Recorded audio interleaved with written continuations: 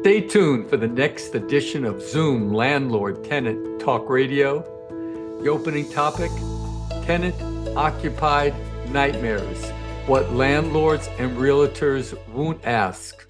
Hello, yes, another edition of Zoom Landlord Tenant Talk Radio coming at you every Saturday at 3 p.m. But I do have an announcement. Next Saturday, December 6th, there will be no show because I am traveling to Boston to see, of course, the Lakers play the Celtics. It's been one of my bucket lists to go to Boston, which I've never done before, and see my wonderful team kick somebody's you-know-what. Okay, if you were listening live, the name of the song was Our House by Crosby, Stills, and Nash and Young. It was released in 1970, and it was actually written by Graham Nash. And something I didn't know, that he and Joni Mitchell were living together in her little house, which was located at 8217 Lookout Mountain Avenue, which is located in Laurel Canyon in a city called Los Angeles. Now, they were both out for breakfast, and Joni saw a vase in a little shop, and Graham bought it for her. And when they got home, Joni picked flowers from her garden, and while Nash lit the fire in the fireplace. And of course, that was the lyrics in that song. He then went to the piano and wrote the song that afternoon in about an hour.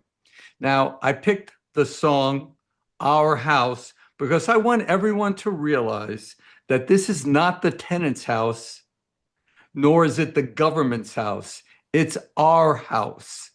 And I wish that the politicians would understand the confines of protecting property rights. Okay, let's go into the opening topic, and that is tenant occupied nightmares, what landlords and realtors won't ask. And the issue is generally, if it is a tenant occupied house or an apartment or condominium, and if you want to sell the property, you're obviously going to need to access the property to show it to prospective purchasers. And the same thing is true for a landlord. If there's something wrong with the apartment, then you do need to have access to that. And how do you do that? What's the basis for doing that? Well, number one, you can always access a unit if it's an emergency. So if you see water coming out under the door, or for example, you smell smoke, you don't need to serve any kind of a notice. You just march on in, break the door down if you have to, because obviously this is causing tremendous damage to your property. And the Civil Code, which is Civil Code Section 1954, does allow access to a unit on emergency conditions without any notice to the tenant. But there are other ways and reasons why you can access that unit. And the first one is to make necessary or agreed repairs, decorations, alterations, or improvements.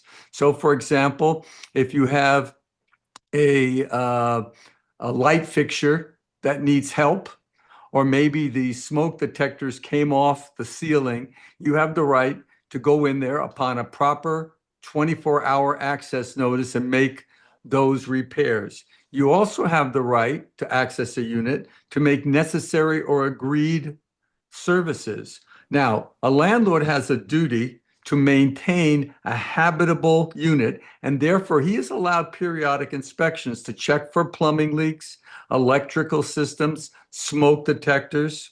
Now, a landlord just can't go in for a general inspection. But if you're making this necessary inspections for these types of systems, like plumbing and electrical, you have the right to go in there because you have to maintain the unit and to check that these services are properly being distributed to your tenant.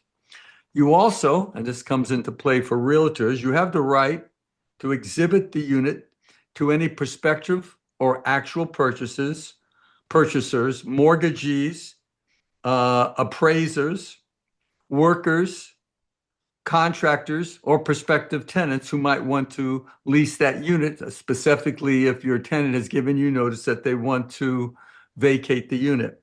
Now, if you have one of those reasons, then you're going to need to serve a 24-hour written notice that you're going to access that unit during normal business hours. Now, what is normal business hours? Well, most judges construe normal business hours to be Monday through Friday, 8 a.m.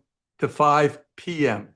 But an argument can be made for realtors that your regular business hours would probably also include Saturdays and Sundays as normal business hours for realtors. We all see the signs up, open house, with regard to Saturdays and Sundays as we drive around. So you can make an argument that you're going to, at least a realtor can make an argument that that's normal business hours. Now, the issue for realtors, can they have an open house when a house, for example, is tenant occupied? Can they just have an open house? And the answer is yes, they can. There's been court decisions which state that you can have two per month on the weekends between the hours of 1 p.m. to 4:30 p.m. You do have to give at least 10 days advance notice, and the tenant, upon receipt of that notice, has 48 hours to suggest alternative dates. But on that basis, you actually are, even in a tenant occupied house, you have the right as a realtor to have an open house. Another reason why you can access a unit would be to see if it's abandoned. If you have a reasonable belief that the premises have been abandoned and rent has been unpaid for 14 consecutive days, so it's now the 15th of the month and I didn't get my rent, I see no activity, I don't see the car in the driveway, the lights are all off, you have the right to serve an access notice to go into the property to check to see if it's abandoned. So that's another thing that you can do with regard to a reason for accessing your unit. Now, what do you do if you do want to access that unit? Well, I already mentioned that you have to serve a 24-hour notice. So let me show you what one of those looks like.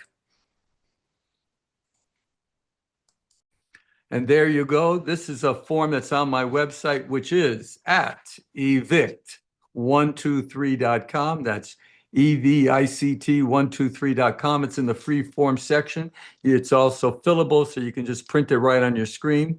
And I want to show you how these forms are prepared and then how they're served. So in this case, for example, this is a 24-hour notice to enter the dwelling unit, and it is under that Civil Code section 1954 under the California Code. And I wrote here, the name of the tenant goes here, John Tenant. This is the address, 1234 anywhere. This is the time, the date that you're going to go in, which is December 1st, 2025. That would be this Monday. And you're going to go in between the hours of 9 a.m. to 10:30. Now, you do have to state a reason. I have all the reasons on this notice. If you look at the bottom one here, it says to determine if the premises are abandoned. But in this case, we need to make a necessary or agreed repair. Now, if you do that, you do need to fill in the specific work to be performed. So that's down here. And that is to fix a broken faucet in the bathroom. So that's what you would need to do. So you're going to serve this notice, and then by serving it, you can either hand it to the tenant at least 24 hours in advance, or then if, in fact, you can't find the tenant, then you must post it on the tenant's door at least 24 hours in advance. Now, what happens if the tenant says to you immediately, there's no chance in hell I'm going to let you in? No chance in hell. So I have up on the screen now guidelines for accessing a unit, especially when you're getting opposition from the tenant. So the first issue is, regardless of the tenant's response, arrive at the unit at the appropriate time. The tenant does not have to be present. What you do next, and again, even though he told you not to come, you're there at the correct time. You knock on the door, and if the tenant allows you access, then proceed into the unit. If there is no response, you may use your own pass key to gain entrance. If you don't have a key, you may engage the services of a locksmith to gain entrance to that unit. Now, don't change the locks. Just get a locksmith over there to open the door to allow you in. Now, if the tenant opens the door and refuses you entrance, please do not shove the tenant back. Okay, I'm just kidding. In that situation, you might want to call the police. Tell the police that their presence is necessary to keep the peace. You should take pictures of this event, like videos of this event, and you can do that on anybody who has a smartphone. And be sure if the police do come, be sure to take their badge numbers and the names of the police that arrive. Now, the reason why you're going to do that is that if the tenant doesn't allow you access, you have the right to evict based on that reason. That's under almost every local rent control jurisdiction like Los Angeles. It's under statewide rent control that if the tenant doesn't allow you access, that's a ground to evict the tenant. However, you can't just immediately start this eviction case. I would serve at least 2 access notice and get where he fails to allow you access to the property at least on 2 occasions. On the second notice to enter the dwelling, I'd also write in, hey, if you don't let me in this time, I'm immediately going to start an eviction case. Put that language right into that notice, okay? Also, you want to keep copies of all these access notices that you served on your tenant, and you want to document the refusal to allow access to the unit. You might want to put the date and time, what the tenant said. If the tenant sent you something by a text, take a screenshot of it and keep it. Same thing true if he emails that to you. You want to keep that because you want to be able to document that to the tenant who's not letting you in, because this will be great proof if in fact you have to go forward with an eviction. Now, let's move on. If you are going to move forward with an eviction, what's the form you need to serve? Well, the form you need to serve is a notice to perform or quit. A notice to perform or quit. And that form is on my website. And you can see how I filled it out for this. These are usually a little difficult to fill out when you're talking about access to the property. But here again, I have it to John Tenant, the name of the tenant. This is the address of the property. And this is when I prepared the notice. And we're going to pretend that it was prepared on December 1st. That's this Monday. And that it was served on Monday. Then you have to write, what are the terms of the violation? So here I wrote, failure to provide access after being served with 2 notices to access your unit. You were served with a proper access notice to enter your unit on November 19th and also on November 24th. And each time you refuse access to the landlord. So then we tell him that he's got to do something within the 3-day period. And this is what I wrote. Within that 3 days, you must contact the landlord within that period to set up a time that the unit can be accessed. If you fail to make this appointment, the landlord will be accessing your unit on the 4th day, which in this, my example here, would be December 5th, 2025 at 9 a.m. and stay until 10:30. On this basis, and we write the witness's name, which is your name, and also the date and time. Now, if you serve this notice and the tenant refuses your access, then you have the right to bring forth an eviction at that point in time. So we've set them up. We've served them at least 2 access notices. Even on the second access notice, we wrote that if you don't let me in this time, that's going to be grounds for eviction. Then we're going to then serve a notice to perform or quit, giving him 3 days to contact you to set up an access time. And then when he doesn't, you arrive on that 4th day. And if he doesn't let you in, again, document it, maybe take videos of him refusing to let you in, then you have grounds for eviction.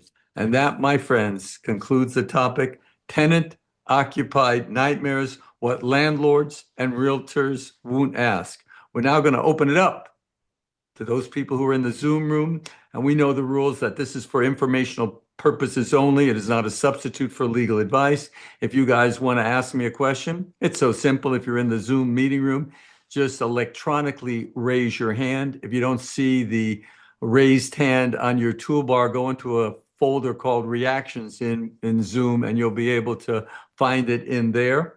This telecast is for general purposes only. If you have a specific case with my office, please save those questions for calling the office. We just answer general questions here.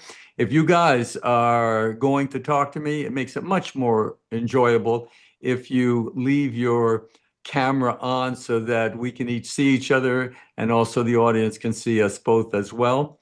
And you guys who are watching in YouTube, thank you very much. If you do like what you're hearing in terms of property management and landlord tenant law, then please hit that like button and subscribe to my channel because it really does help me.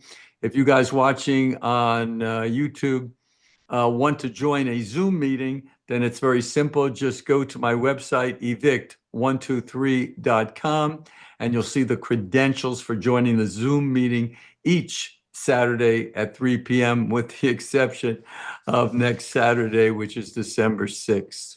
And with that, we're going to open it up to our first caller, whose name is Laura Corral. How are you? I'm wonderful. Thank you for asking. Um, my question is actually in alignment with what you talked about, providing an advance notice to tenants for appraisal purposes. Now, the 24-hour notice, can it be mailed to tenant or does it have to be posted on their door? You can mail it, but then you're going to have to give at least 7 days advance mailing. So I would just post it on their door. My other question is for appraisal purposes, can we take pictures and like go into their closets and take pictures? Well, appraisers want to know how many closets and the size of the closets, whether it's a walk-in closet or not. So the answer is absolutely. And my question is in regards to the California mandate SB 721. We haven't received a notice from LA Housing Department or the state to comply. Do we have to wait for a notice to comply or we just have to do it?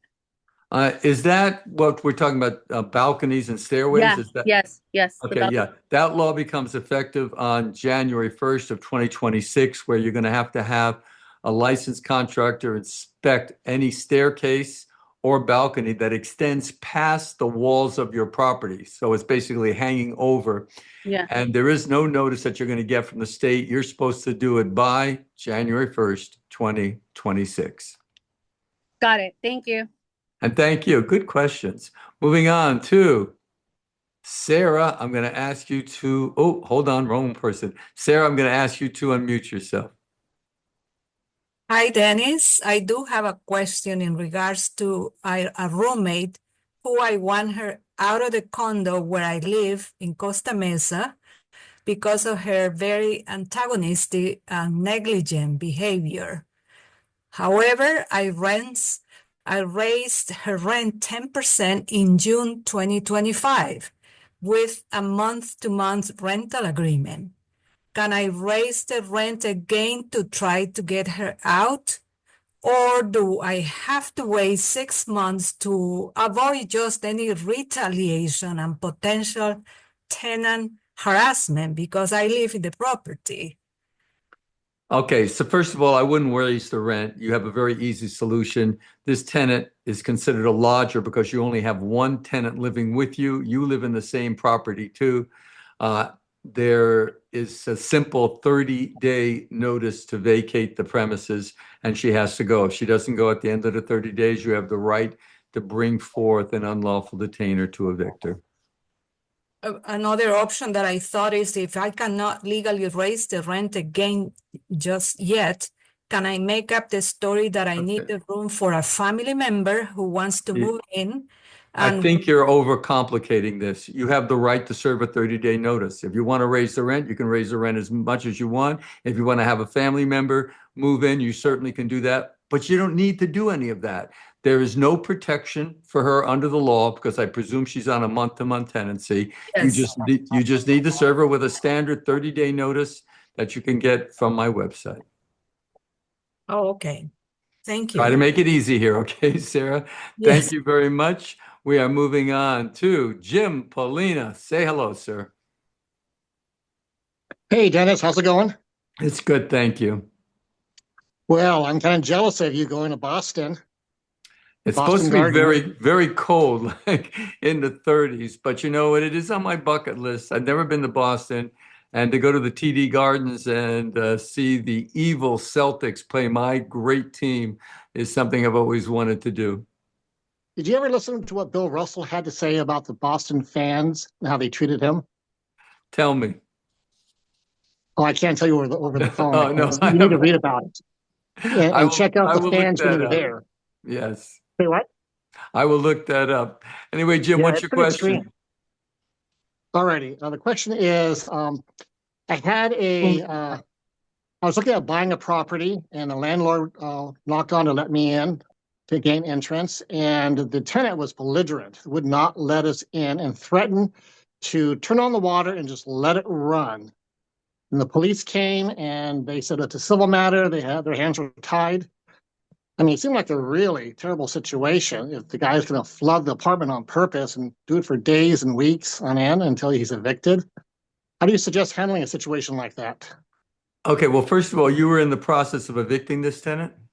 No, I was a potential buyer. The landlord was trying to show me the property. Okay, so, and he wouldn't let you in. The tenant would not let me in for Well, us. that's And all, that would be grounds for eviction at that point if he doesn't let you in. And the landlord certainly has the right to show the premises to his prospective purchaser.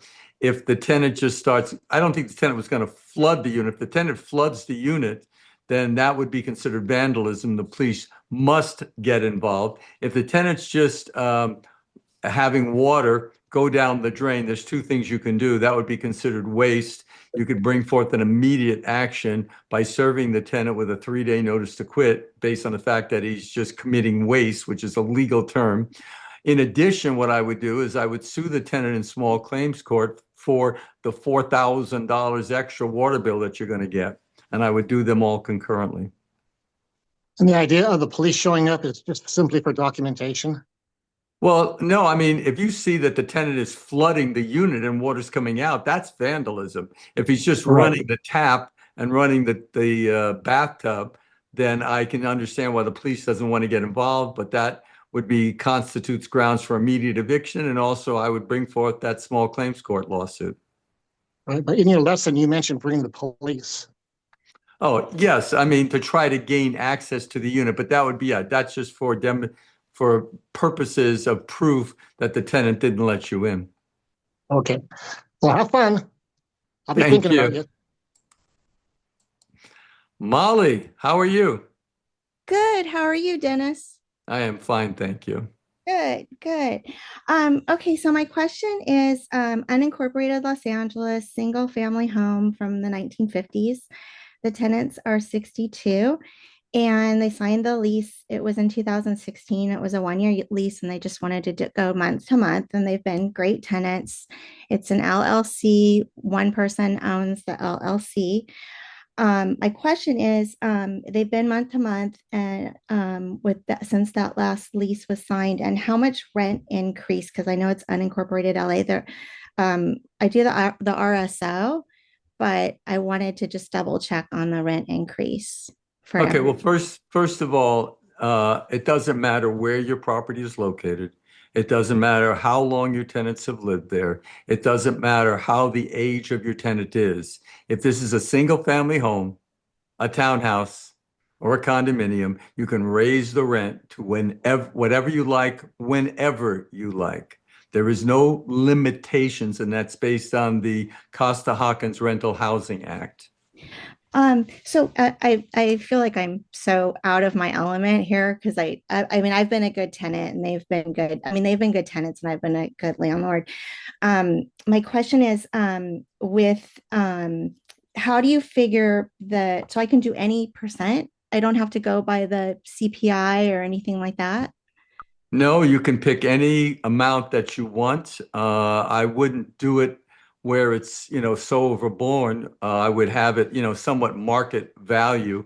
We talked about this last week, where if you go to this website called rentometer.com, so that's RENTO meter, METER.com, you can find out what the market rent on your property is very quickly, and the first 5 times are free. And I would raise it to market level. There's no reason why you can't. Again, I don't care where your property is located. Okay, so I don't have to give them a TPA notice or anything like that. No, just do a rent increase notice. Okay, I do that. And then my other question is, what about the bill, the ABB 1157, the one where they want to try and limit the amount you can do for a single family home, Limit the amount you can do for a rent rent increase. increase in single family home. It's ABB I'm not 1157. aware of that. I know they Okay. tried to do away with the Costa-Hawkins rental act in the last election and they failed miserably. But I haven't heard anything where now they're trying to institute rent control for single family homes. They specifically would have to get around, they'd have to repeal the Costa-Hawkins Act. And that language in that statute starts with notwithstanding any other law, you can charge whatever you like for a vacant unit or for a single family home, townhouse, or condominium. So I'm not aware of that law, and hopefully it will not pass. Moving on to, this is a San Fernando Valley Realtor. Oh my God. How are you, sir? I'm doing well, Dennis. Thank you for taking my question. No problem. Are you a secret realtor? Why? Because I'm not on camera? No, I just want to know if you want, why don't you tell us what your name is and where your office is, so maybe my people, if they have services, might be able to use you. I'm a realtor who does a lot of self-dealings. I don't really handle too many clients. I hear what you're saying. We have our realtor license so that we can save some money on commissions. Go ahead with your questions. So two questions. Question number one, I've got a single-family residence in San Bernardino that is going to market for rent.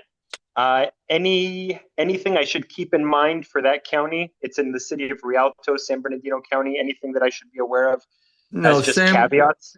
San Bernardino is a civilized place to own property, unlike LA County. So there are no, it's just under general law. Since it's a single family home, when you do lease it out, make sure that if you're using the CAR forms or if you're using my form, make sure you check the box that this single family home is not subject to the Tenant Protection Act or AB 1482. You want to do that because if that box is not checked, while you can do unlimited rent increases, because I've already said you can, but if you don't have that box checked, then you would need good cause to evict. So if you wanted to have these tenants vacate and you wanted to just sell the unit, you wouldn't be able to do so because selling a unit is not grounds under the AB 1482 to ask a tenant to move. So make sure you check that box.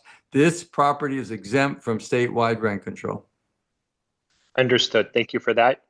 Second quick question. Mobile home in Canoga Park. They converted the storage area that is attached to the mobile home to a habitable unit, and it's been rented out. What tenant protections apply to the new tenant? Okay, so they're renting an illegal unit. So in the city of Los Angeles, if you rent an illegal unit, you have the tenant has no obligation to pay the rent. Okay. And in fact, under the city of Los Angeles, where this property is located, you'd have to pay the tenant thousands and thousands of dollars in relocation money. Once you get something called an order to comply from building and safety, you're then going to be forced to go through the procedure with the city and pay the tenant this relocation money. Got it. Okay. And what constitutes that it's an illegal unit based on the fact that no permits were pulled? Yeah, you need to have a certificate of occupancy. Now, I got a question for you. You know the difference between unlawful and illegal? No, you're going to educate me. Unlawful is against the law. Illegal is a sick bird. Thank you very much. Moving on to our next caller, Pauline Chung. How are you? Pauline. Hi. Sorry, Hello. I tried to click unmute. Hi. Dennis, I have a tenant. It's a long time, and the last lease that we make it for him is like more than 10 years and 10 years ago. And at that time, we had to have three tenants. But now the two of them move out, and the remaining one, he want to ask us to make a new lease. So to remove those two names. So my question is, can I remove those two names and make a new lease and raise the rent, or how can we? Honestly, this tenant is troublemaker. First of all, what city are we talking about? Oh, LA, I'm under RSO, and Oh, I have a okay. condo. It's built in 1977. Okay. So. Again, the city of Los Angeles requires that they be allowed to substitute other tenants in to that unit.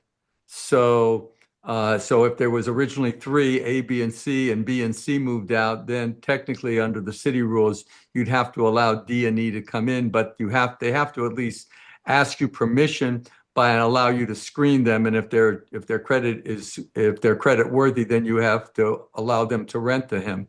But again, and I don't know how many times I can say this on this program, my love, you have a condominium. I understand that your property is subject to the rent stabilization ordinance, that's RSO for the city of Los Angeles. You are not subject to rent limitations. You can raise the rent as much as you like to market value. Do so right now. If you go above 10%, you need to serve a 90-day notice. Do it now. There's no limitation. So your problem is solved. Okay. Okay, so, but that guy, he is not going to add two more person. He just want to stay there. So we Well, just what do you care still, if he stays there if you're going to get maximum rent for the property? Why do you care? okay, I got it. Okay, Okay. thank you. Your problem solved. You know, it's so funny. I have so many clients, and it's kind of like, and some clients, not many, but some clients, you give them the key to get out of jail. You're handing them the key, and they look at you and they go, "What's this for? Why do I need this? I mean, this is the key to get out of jail." Pauline, you want to raise the rent? Raise the rent. We're moving on to one letter and one letter only, and that letter is E. I'm going to ask you to unmute yourself. Hi, good afternoon. I have two quick questions. My first question is in regards to that new law that would take into effect on January 1st regarding the stairs/balcony. So if I have a unit where the people living on the second story, they have to walk up the stairs that is located outside the unit to reach their unit, would that be included as one of the type Okay, of is stairs? it an interior staircase or is it kind of like on the side of your building, overhanging where the walls are? It's on the side of the building. Okay, yeah, then you're going to have it inspected by a contractor who's well versed in these types of issues. If you go to the Apartment Owners Association magazine, you can get that online at aoausa.com. You can see all the vendors that are asking for that. I think I had one. Let me see if I can find one here. Actually, I do have one. And let's see. You can ask for Ken, and his phone number is, which I will put in the show notes, 818-519-5600. 818-519-5600, and ask to speak to Ken. And with Okay, that, thank you. thank you. And then my Oh, wait. I missed you. Let's see if I can bring you back. Go ahead. What's your second question? Unmute yourself. Oh, yeah, sorry about that. So in regards to your opening topic today, with the 24-hour dwelling, that second time frame you had, I think you put from 9 to 10 or something along the lines of that. Mhm. Is that the time where you expect that the people should be out of the unit by, or the time where uh I just picked an hour and a half worth of time. It's anywhere between 9 to 5. The tenant can be there or not be there, as I indicated. So if the tenant's there, that's nice. Just get out of my way and let me do the work. If the tenant's not there, then I'm going to use my key and go on in. Okay, thank you so much. And we are moving on to JTK. I'm going to ask you to unmute yourself. Oh, hi, Dennis. Yeah, I Hey had a there. question about the raising the rent. Rather than do an amendment, you say change the terms of the tenancy rather than amend and renew the lease. Does it make any difference which one? Well, if you do an amendment to the lease and the tenant signs it, let's say he Uh-huh. signs it to take effect as December 1, Uh-huh. in 2 days, then that would become effective on December 1 because he signed a rental agreement that states that's what he's agreed to pay, assuming that's a lawful rental amount to ask for. Now, but what if he refuses to sign it? If he refuses to sign it, which is in most situations, then you do need to serve a rent increase notice. I A see. tenant doesn't sign a rent increase notice, you just mail it to him. Again, if it's 10% or less of an increase, it's a 30-day notice. If it's more than 10%, it's a 90-day notice. But in either case, if you do mail it as opposed to handing it to them, then you have to add an additional 5 days for mailing. So does it need to be registered mail? They just mail it regular or? You can do it regular mail or registered or get a receipt. Okay. I mean, the only reason why you'd want to do it registered or certified would be to prove that you mailed it. That they got it. Can I ask you also about I have a tenant that's 15 years, the lease is old, 15, her kids moved out, it's RSO. Is there any benefit for me to do a new lease or better that I don't do an updated lease? I would do a new lease if you can. Okay. And All right. that you said something about the new washer and or the stove and refrigerator issues. Oh, that's true. Analyzing them that way, if you're going to do a new rental agreement, then make sure you do it before January 1st, because if you do renew the rental agreement as of January 1st, and you're going to have to supply the tenant with a stove and a refrigerator unless you've already done that. That's the only downside you see then. That is. Yeah, but I doubt a tenant's going to want to sign it is the problem. I got you. See, yeah, I understand that. You can't force them. Okay, thank you very much. Have a Take great care. Margaret O'Brien, how are you? Thank you very much. I have two questions about the positive rent reporting. Does that cover everybody, or I think I read somewhere it's only for units of 15 units building, or do I have to do it in every RSO unit? Okay, well, first of all, this is a state law, okay? And it only applies to buildings that have 16 or more units. So if you have less, then there's nothing for you to do. But if you have a building that's 16 or more units, you have to offer your tenant to report every month his positive rent payments. That is when he paid his rent on time. You can then charge the tenant what it actually costs you for reporting it to this credit agency, or up to $10. So you send out this notice that hey, I'm allowing you the opportunity to report your positive rent payments to a credit agency. If you're entering into a lease now, that phrase has to be in your lease. Otherwise, you have to send a notice to all the other tenants who are already in your building, offering them this service. But again, they're going to need to pay for it. So I don't know how many tenants are really taking themselves the opportunity to use that new law. That's insane. Okay, and the other question I asked you last week about the additional 10% for a tenant, do I have to rescind it? Because I have 3 tenants who have a 10% increase because they had somebody move in with them. I think if the tenant moves out, then you have to rescind it. Yes. No. They are still there. I thought. Oh, you know what? I didn't look that up. You were saying that the city of Los Angeles Yes. repealed that additional 10%. Yes. I actually didn't get a chance to look at that. Actually, I really forgot. But Okay. well, now it's going to be 2 weeks. You'll get the answer, Yes, or you call okay. my office and I'll look it I'll up be for you. back. I'll be back in 2 weeks. Thank you Or very call much. the office. And I wanted to let everybody know that whether you're a client or mine, our office does allow anyone to call our office. And if you got a quick question, just like this service here, we're happy to answer it. I've got, well, we have 28 attorneys and I've got about 8 attorneys manning the lines. And it's not just that you want to call up and say, hey, you know, I got a bad tenant and I want to evict them. If you got just a general question on landlord tenant law, then please call up and you'll get an attorney online and you'll be able to ask a quick question and you'll get a quick answer. But again, there's no charge for this service. If you do get to talk to me, not only can you ask landlord tenant questions, but you can also ask questions regarding the Lakers. And with that, we're moving on to Michelle Lee. How are you? Oh, good. Hi. So I was wondering, I have a newest lease with the tenants, but they moved out and it shows no deposit on there. So, but they do owe me a bunch of rent and there's damages and they took the fridge and the washer dryer. So would I just send them a demand letter? Yeah, Of- send them a demand letter, and if they don't pay you, then your best avenue is to sue in small claims court. Assuming you own the building as an individual, you'd be able to sue up to $12,500. But what if they're claiming habitability? No.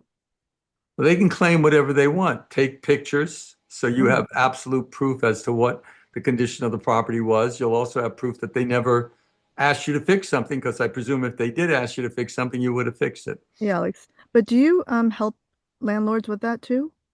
We can. The problem is whether it's going to be cost efficient or not, Yeah. because we're going to be charging you on an hourly fee. It's different than a standard eviction case, which is a flat fee. So I don't think it's going to be cost efficient. So if you can get to 12,500, if that's what your damages are, you've got the perfect remedy by going to small claims court and paying about $80, $90. But they're asking for 120 grand for the past 4 years, a rent abatement. Okay, well, that's nice. Have they sued you with a lawsuit? Not yet, but they, Well, if they do sue you, then definitely call our office and we defend these lawsuits all the time. But okay. right now, start taking pictures of the property, every little inch of it, to show the condition of the premises as it existed. So whatever claim they're making, it won't be held. Okay, thank you very much. Moving along to, let's go to Andy. I'm going to ask you to unmute yourself. Hello, Dennis, you can hear me? Perfectly. Great. I used to see you at the Sportsman's Lodge when you gave your seminars. Yes, that was for the that was the San Fernando Valley Ventura Apartment Association, and which doesn't exist anymore. It was a long time ago. Yes. And I apologize about my camera. My phone doesn't seem to be cooperating, so apologize about that. No problem. What's your question? So I have a condo in the city of Los Angeles, RSO. About 9.75 years ago, we entered into a 10-year lease with the current tenant. It's set to expire March of 2026. Lately, the tenant has a history of consistent late rent payments, and I intend to recover possession of the unit once the lease ends. I'm concerned that the tenant may not voluntarily vacate at the end of the term. Given these circumstances, I have 2 choices that I'm considering. Number 1 is serve a 3-day notice, and now he's not going to pay it, file an unlawful detainer while the lease is in effect, or wait till the lease expires, see if he moves. If he doesn't move, then serve the 3-day notice, move on with an unlawful detainer, but then at that point we would be out of the lease term. It was originally a 10-year lease, not a 1-year lease that it got extended 10 times. I hope that made sense. It does, but boy, do I have questions for you. Why did you enter into a 10-year lease with this person? Because at the time, the 10-year lease had automatic escalations for the rent. So automatically it was a 4% increase every year. And I thought at the time that was a good way for me to establish some consistency in my rental portfolio. And this, you said, was in the city of Los Angeles under RSO? Correct. And I own it personally, although the lease is under my personally owned property management company. You might get some throwback, whether that's a legal rent increase or not. Now, I mean, my position would be that, hey, if from day one, we knew what the rent was going to be in year 6, for example, because it was escalating 4% per year. But you That was might get my some, sales pitch. excuse me? That was my sales pitch. Right. But you might have some throwback by some tenant attorney who would say that when the rent escalated 4%, and obviously you even did that during COVID period where you weren't allowed a rent increase, that those were all illegal rent increases. You might get some issue with regard to that. I think we can get by that, but I can certainly see that being raised. Now, the fact that the lease is over after 10 years, the tenant has no obligation under RSO to vacate. He gets to stay there until your grandchildren have grandchildren, unless he does something wrong. So my suggestion would be that we immediately bring forth an unlawful detainer based on non-payment of rent. Okay, so it really wouldn't give me any advantage to be in this 10-year lease or out of this 10-year lease at the time we bring the unlawful detainer. Correct. Absolutely. They owe rent, they owe rent. Doesn't matter whether there's a lease or it's month to month. Excellent. Thank you for your time. All right, no problem. And that's actually was a very interesting question. Can you do a rental agreement in a rent-controlled area that says that the rent is $1,000 per month, but in year 2 it's going to be $1,100, and in year 3 it's going to be $1,200? Does that constitute an illegal rent increase? Because the rent increase is obviously much lower than 10%. Or is it legal because from day one, and when he moved in, I could have charged him $1,200 in the first year. I could have, because he just moved in, but I chose to charge him $1,000 with escalating rents. So the issue is whether that would be considered a lawful rent increase since it was contained in the original rental agreement. I think it is a lawful rent increase, but trust me, I could see some judges going differently on that. And with that, we're moving on to Dorian. How are you? Ask you to unmute yourself. Hi, Dennis. I always enjoy your show. I have a question that came up when you were going over the main topic. Is HOAs and condos, they have different rules, I'm assuming, than landlords. This occurred to me when I had an issue where they were doing an inspection or a termite inspection or some kind of inspection a few years ago on a weekend. And I pointed out to them that I believe that since it's a rental unit, landlords are subject to them, aren't they subject? And their attorney their HOA attorney came back and he said, no, we're allowed to, we're not subject to your rules. We are the HOA and we have different laws. We're not subject to landlord law. And I wasn't sure if he's correct, but he's an attorney, so who am I to argue? And the HOA can also fine me and cause me all kinds of issues. So what's the answer? The answer is that you have to look at your CCNRs, the condo association rules, and that's the only thing that allows them to move into or to inspect your unit or not. So I would get out your CCNRs and check them out to see what it says. They do have that right to inspect, it says, but I'm wondering where isn't there a conflict between like the landlords or is he right that since they are separate, if the CCNRs allow them to do that, they're not a landlord, so they can enter. Yeah, and Civil Code Section 1954 applies to tenants. And you're not a tenant, you're an owner, and therefore when you moved in, you signed the CCNRs. I mean, like I own a rental unit, and I'm saying, are they allowed to, because the CCNRs allow them to come in? Are they allowed to if it says the CCNRs? Okay, so you're saying this condo, you as the owner put a tenant in, correct? Correct, right.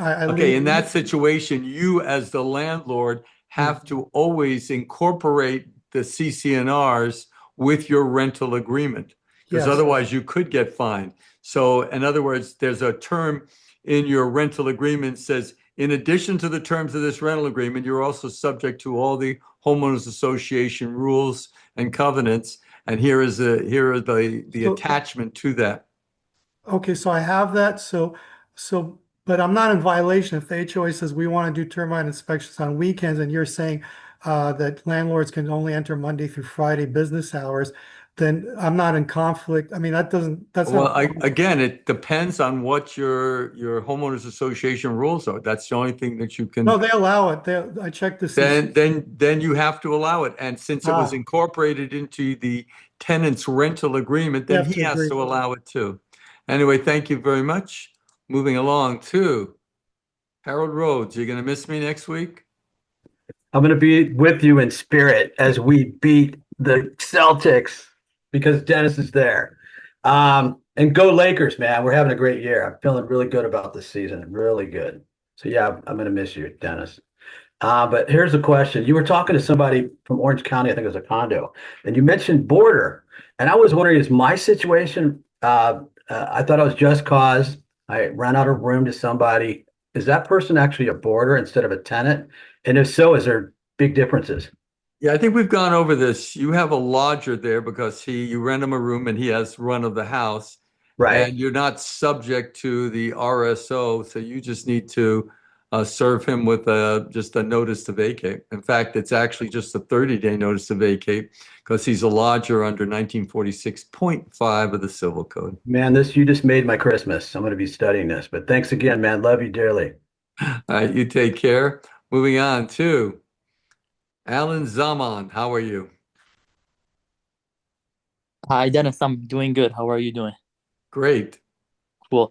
So I just have a couple of questions. My first question is about the opening topic that you went over today, and I was wondering if that 24-hour notice to entry, if it could be done with a text message, or it has to be done with a physical notice posted on the door. It either has to be it has to be in writing, and it has to either be posted on the door or handed to the tenant. You can mail it to the tenant, but then you have to allow an additional 7 days. Got So it. Okay. basically, put it Okay. on the tenant's door unless you can hand it to him. I see. Okay. And then my second question is about SB 721. Does that also apply to non-RSO properties that have balconies and staircases? That statute applies to every structure in the state of California. Got it. Okay. Thank you so much. Thank you. Let's take a look at Albert. Unmute yourself, please. Hello, Dennis. Thank you for the wonderful program. Question, if I buy a house which one of the rooms are not permitted and I rent that house, is the whole rent going to be kind of like endangered or is it Well, a the portion? house is a legal house. You just have a portion of the house that's not legal. As long as you disclose that to the tenant, there's nothing that can happen to you. Oh, wonderful. Thank you for the great news. I appreciate it. Thank you. Moving on to Jeannie. How are you?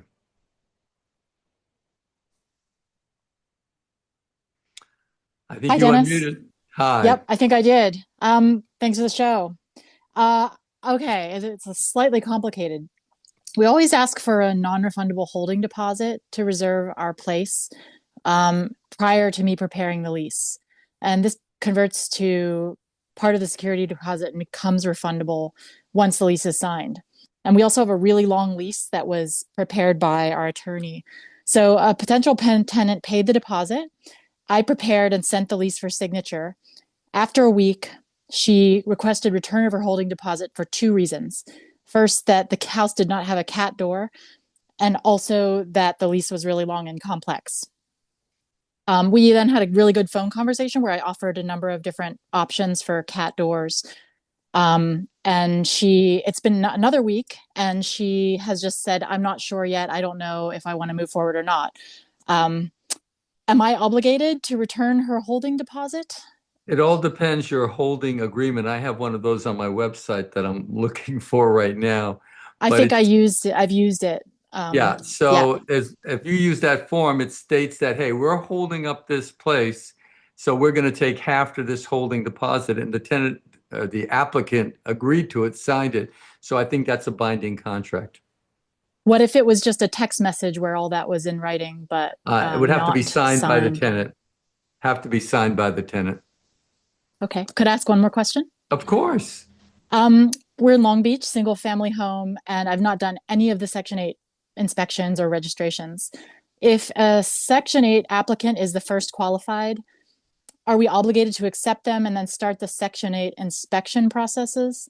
And I guess maybe to ask the question a bit more precisely, like what I'm trying to find out is if the home won't be ready for them by the time our vacancy period starts, is that a valid reason for not accepting a Section 8 applicant?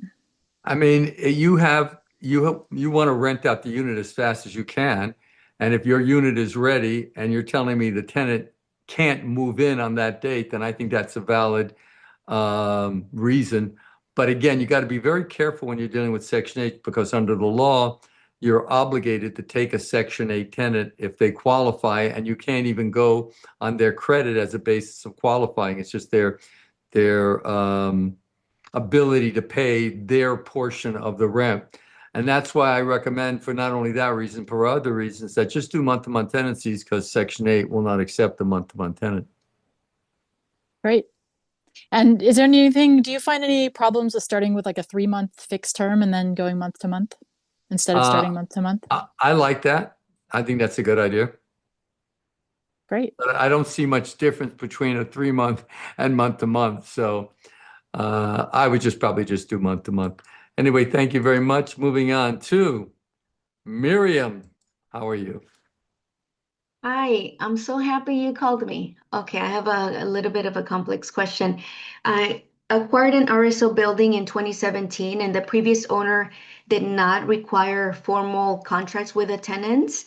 And when I acquired the property, they signed estoppel agreements. They refused to sign the contract. And currently, I am considering an eviction process by requesting a tenant to sign a contract. And I know it needs to be significantly similar to an existing contract. However, given that there is no existing contract, I'm looking for advice as to how to proceed. Just out of curiosity, what city? Boyle Heights. You mean the city of Los Unfortunately. Angeles, right? Yes, Boyle Heights RSO, Okay. and it is not a condo. Okay, your interpretation of the law, unfortunately, is incorrect. The tenant has no obligation to sign a rental agreement, even if he had a rental agreement, an old one from 10 years ago, and the previous owner gave you a copy, and now you just wanted him to sign a similar rental agreement. He has no obligation to sign that. What I think you're interpreting is that there's, in most rent control statutes, including Los Angeles, that if I have a 1-year lease with a tenant that's coming to be expiring at that point, I can go to the tenant in the 12th month and say, here, sign this new rental agreement.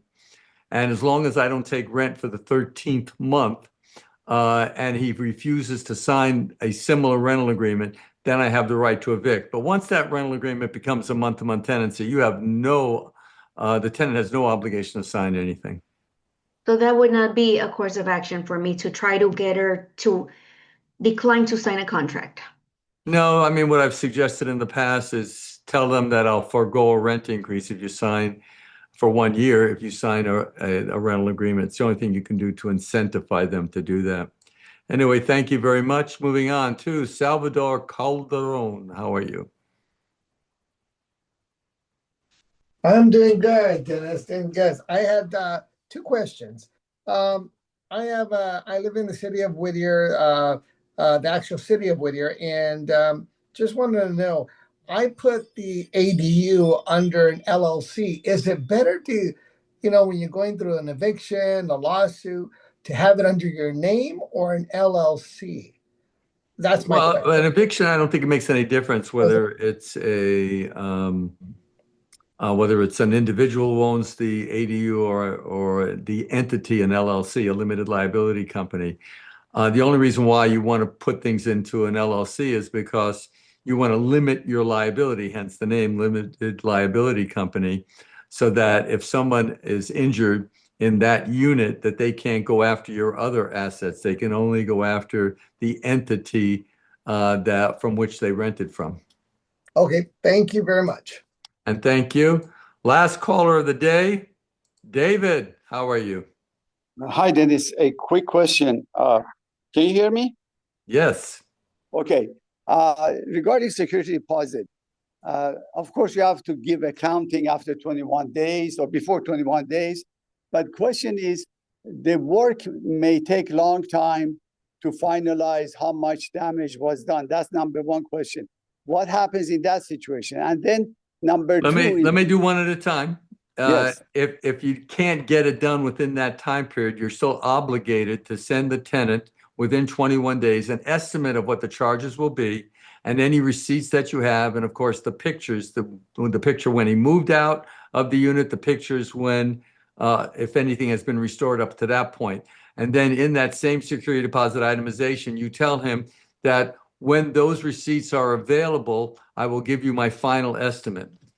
Okay, now the question is pictures after everything has been fixed. How much time?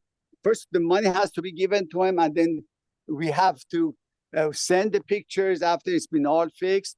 And what happens if you don't send those pictures, or what happens if it takes too long to send those pictures? Just shed some light there. Well, it shouldn't take too long to send the pictures because you need to do your due diligence and get the job done. Period. There was a show on Sundays, whose the name of the show escapes me, but they would literally build a house for a family in 1 week. And they would send them off to Disneyland, and then they'd come back and they'd have a truck in front of the house, and they would move the truck and see the beautiful house. So you should be able to get this done. And if it takes a little bit longer than 21 days, so be it. I think they give you an additional 2 weeks to get it done, but just get it done and then send them that itemization. Anyway, thank you very much. It concludes this version of Zoom Landlord Tenant Talk Radio. I appreciate everybody coming out. And don't forget, Janice, put it on your calendar. I'm coming after you in February when I see the Knicks. But for everybody else, remember, we're going to be taking a hiatus next week, but I'll come back strong on December 13th. And once again, everybody have a wonderful Thanksgiving weekend and look forward to seeing you in a couple of weeks.